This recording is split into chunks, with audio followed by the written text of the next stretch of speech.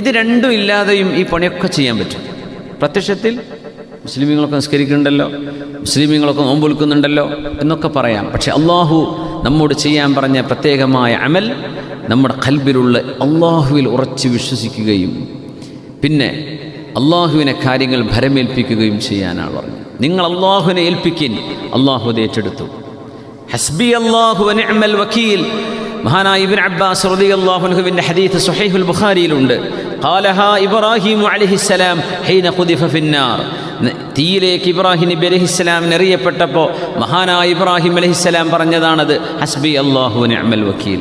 പിന്നെ വഖാലഹാ മുഹമ്മദുൻ സ്വല്ലല്ലാഹു അലൈഹി വസല്ലം അല്ലദീന ഖാല ലഹുമുന്നാസ് ഇന്നന്നാസ ഖദ് ജമഉ ലക്കും ഫഖ്ശൗഹും.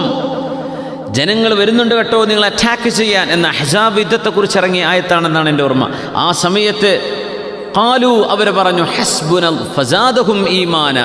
സ്വഹാബത്തിന് ഈമാൻ കൂടി, അറ്റാക്ക് ചെയ്യാൻ വരട്ടെ, അവരുടെ ഈമാൻ വർദ്ധിച്ചു. എന്നിട്ട് അവരെന്തു പറഞ്ഞു? ഹസ്ബുനല്ലാഹു വ നിഅമൽ വക്കീൽ. നമുക്ക് അല്ലാഹു മതി, അല്ലാഹുവിനെയാണ് ഞാൻ ഭരമേൽപ്പിക്കുന്നത് എന്ന് മഹാനായ റസൂലുള്ളാഹി സ്വല്ലല്ലാഹു അലൈഹി വസല്ലം തങ്ങൾ സ്വഹാബത്തും പറഞ്ഞപ്പോൾ ഫൻഖലബൂ ബിനിഅമത്തിൻ മിനല്ലാഹി വഫദ്ൽ ലം യംസസ്ഹും സൂ. ഒരു ബുദ്ധിമുട്ട്